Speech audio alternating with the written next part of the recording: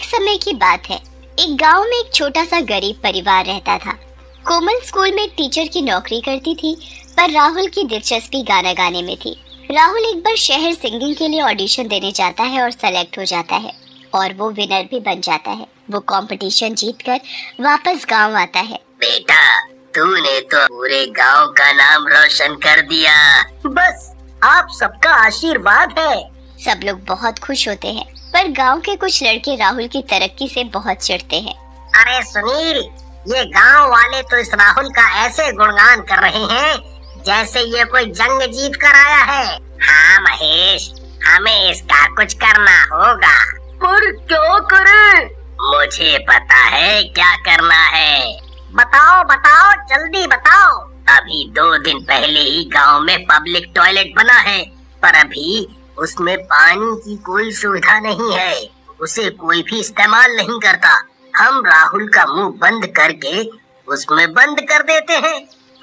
अरे वाह, बड़ा मजा आएगा। इसका सारा सिंगर बनने का भूत उतर जाएगा। राहुल अगले दिन टॉयलेट के लिए खेतों में जा रहा होता है और उसे वो तड़के पकड़ लेते हैं। वो राहुल को बहुत बुरी तरह मारते पीटते हैं। भाई भाई, मुझे क्यों मार रहे हो? मेरी क्या गलती है? मुझे प्लीज छोड़ दो। राहुल चीखता रहता है, पर उसकी कोई नहीं सुनता। वो तीनों लड़के उसको मारते हैं, फिर उसके हाथ पैर और मुंह बंद करके उसे टॉयलेट में बंद कर देते हैं। राहुल को घंटों बाद होश आता है। वो ना तो हिल पाता है और ना ही चिल्ला पाता है। उसके घर वाले और पूरे गांव वाले उसे सब जगह ढूंढते हैं, पर वो कहीं नहीं मिलता। अरे माँ, आप क्या बेटा आप सबको छोड़कर शहर भाग गया होगा? आप बेकार में ही परेशान हो रही हो। नहीं, मेरा राहुल ऐसा नहीं है। शहर जाकर तो कोई भी बदल जाता है, और राहुल का तो इतना नाम हो गया है, उसे आप लोगों के साथ रहने में अब बेइज्जती होती होगी। सब गांव वाले राहुल के लिए बुरा भला बोलने लगते हैं और राहुल दूसरी तरफ टॉयलेट में भूखा प्यासा बंद तड़प तड़प कर मर जाता है। कुछ दिन बाद जब कुछ लोग टॉयलेट में पानी की फिटिंग करने आते हैं, तो वो लड़के उनको देख लेते हैं। अरे सुनील, प्रमोद, ये लोग तो टॉयलेट में फिटिंग करने के लिए जाने वाले हैं। चलो, उनके जाने से पहले हम राहुल को बाहर निकाल लेते हैं। तीनों लड़के टॉयलेट का दरवाजा खोलते हैं तो राहुल वहाँ मरा पड़ा होता है। वो सब राहुल को मरा हुआ देखकर बहुत डर जाते हैं और जल्दी से उसकी लाश को वही टॉयलेट के पीछे गड्ढा खोदकर दफना देते हैं। राहुल तो मर जाता है, पर उसकी आत्मा वहीं खड़ी उन लड़कों को देख रही होती है। तुमने बिना किसी गलती के मुझे मार डाला। अगले ही दिन उस पब्लिक टॉयलेट का उद्घाटन हो जाता है और गांव के सभी लोग बहुत खुश होते हैं। उसी रात एक आदमी टॉयलेट के बाहर से गुजर रहा होता है और उसे टॉयलेट से किसी के गाने की आवाज आती है। लग जा गले कि दिल अभी भरा नहीं, लग जा गले। अरे ये टॉयलेट में बैठा बैठा कौन गा रहा है? खैर मुझे क्या, मैं तो अपने घर ही जा रहा हूँ। चलो पहले थोड़ा हल्का ही हो लूं। वो आदमी टॉयलेट के बाहर आता है तो देखता है कि टॉयलेट का दरवाजा हल्का सा खुला हुआ है और टॉयलेट में कोई भी नहीं है। हासदेव रिंकिया के पापा, हासदेव। राहुल के भूत को उस आदमी को गाते देख बहुत गुस्सा आता है और वो पीछे से उसे पकड़ लेता है और गला दबाकर उस आदमी की आवाज बंद कर देता है। बहुत गाने गा रहा था ना, अब गा कर दिखा। वो आदमी डरा हुआ अपने घर भागता है और अपनी बीवी को सब बताने की कोशिश करता है, पर वो कुछ बोल ही नहीं पाता और उसको गूंगा देख बहुत रोती है। फिर अगली ही सुबह हरिया, मोहन और रामू साथ में टॉयलेट जाते हैं। टॉयलेट में फिर से गाने की आवाज आ रही होती है। एक पल का जीना फिर तो है जाना, तो क्या लेके जाइए दिल ये बताना। अरे भाई, ये कौन ऋतिक रोशन बनकर टॉयलेट में बैठा गाने गा रहा है? अरे भाई जल्दी निकल। अरे मोहन, पहले मुझे जाने दे, मुझे बहुत जल्दी है। अरे तो मैं कौन सा फुर्सत में बैठा हूँ। अरे भाई लोगों, लड़ाई मत करो। सब लोग एक एक करके चले जाओ। जो पहले लाइन में खड़ा है उसे पहले जाने दो भाई। पर पहले जो टॉयलेट में घंटे भर से बैठा हुआ है वो तो निकले। इंतजार करते करते थक जाते हैं।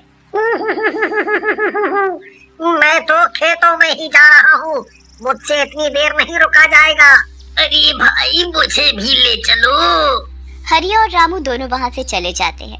उसके बाद मोहन टॉयलेट पर जाकर खटखटाने लगता है। अरे भाई अंदर कौन है, जल्दी निकल।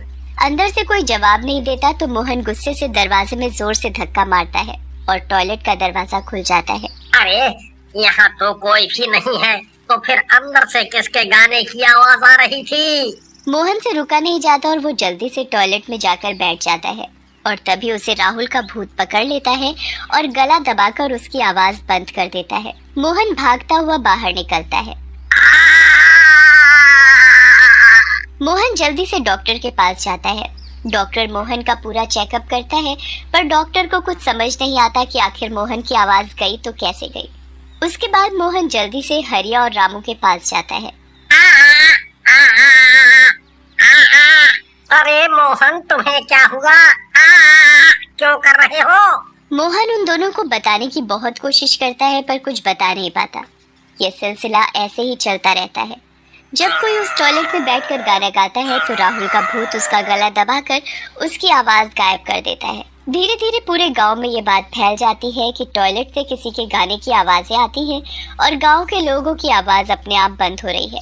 किसी को कुछ समझ नहीं आता कि आखिर गांव के लोग गूंगे कैसे हो रहे हैं, पर जिन तीनों लड़कों ने राहुल की जान ली होती है उनको सब समझ आ जाता है कि आखिर टॉयलेट से किसके गाने की आवाज आती है। वो तीनों उस टॉयलेट को डर के मारे वैसे भी कभी इस्तेमाल नहीं करते थे। मुझे तो पक्का यकीन है कि राहुल का भूत ही टॉयलेट में बैठकर गाना गाता है। अबे यार डरा मत। हाँ यार, वैसे ही हम डर के मारे इस टॉयलेट का इस्तेमाल कभी नहीं करते, क्योंकि इस टॉयलेट के बाहर से गुजरते हुए ही वो डरावना दिन याद आ जाता है जब हमने राहुल की लाश को इस टॉयलेट से बाहर निकाला था। अरे यार वो सब बातें मत कर, मुझे बहुत डर लग रहा है। चलो इस बात को यही खत्म करो और अपने अपने घर चलते हैं। तीनों लड़के अपने घर चले जाते हैं। फिर एक दिन उस टॉयलेट के बाहर से राहुल की बहन कोमल गुजर रही होती है और तभी टॉयलेट से गाने की आवाज आने लगती है। फूलों का तारों का सबका कहना है, 1000 में मेरी बहना है। ये तो राहुल भैया की आवाज है। ये तो वही गाना है जो राहुल भैया हमेशा मेरे लिए गाते थे। कोमल जल्दी से टॉयलेट का दरवाजा खोलती है पर वहाँ कोई भी नहीं दिखता, क्योंकि राहुल का भूत बस उन लोगों को दिख पाता था जो उस टॉयलेट में गाना गाते थे। कोमल उदास होकर वहाँ से चली जाती है और राहुल वहाँ खड़ा अपनी बहन को जाते देखता रह जाता है। बहुत दिन बीत जाते हैं। टॉयलेट से गाने की आवाज और लोगों की आवाज जाने का सिलसिला बंद ही नहीं होता। फिर गांव के लोग दूसरे गांव के एक बहुत विद्वान पंडित को बुलाकर लाते हैं। पंडित टॉयलेट के पास जाता है और अंदर से फिर गाने की आवाज आने लगती है। पंडित दरवाजा खोलता है तो अंदर कोई भी नहीं होता। आसपास खड़े लोग सब देख रहे होते हैं। इस टॉयलेट में एक आत्मा का वास है। मैं भी इस पर मंत्र पढ़कर ये भभूत डालता हूँ और सब पता चल जाएगा। पंडित मंत्र पढ़कर चारों तरफ भभूत उड़ा देता है और तभी टॉयलेट का दरवाजा अपने आप खुलता है और उसमें राहुल का भूत खड़ा होता है। कौन हो तुम? मैं राहुल हूँ। तुम राहुल भैया हो? हाँ कोमल। मेरा बेटा, ये सब क्या हो गया? तू भूत कैसे बन गया? तू तो शहर चला गया था ना? नहीं, मुझे तो धोखे से ये सामने खड़े सुनील, प्रमोद और महेश ने मार डाला। इन्होंने मुझे बार बार कर इस टॉयलेट में बंद कर दिया और मैंने टॉयलेट में अपना दम तोड़ दिया। उस दिन से जो भी कोई इस टॉयलेट में बैठकर गाना गाता था, मैं उसकी आवाज बंद कर देता था। तभी सुनील, प्रमोद और महेश डरकर भागने लगते हैं, पर गांव के लोग उन्हें पकड़ लेते हैं। तुम लोगों ने ऐसा क्यों किया?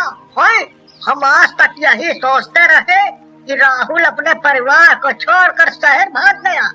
हम तीनों राहुल की तरक्की से जलने लगे थे।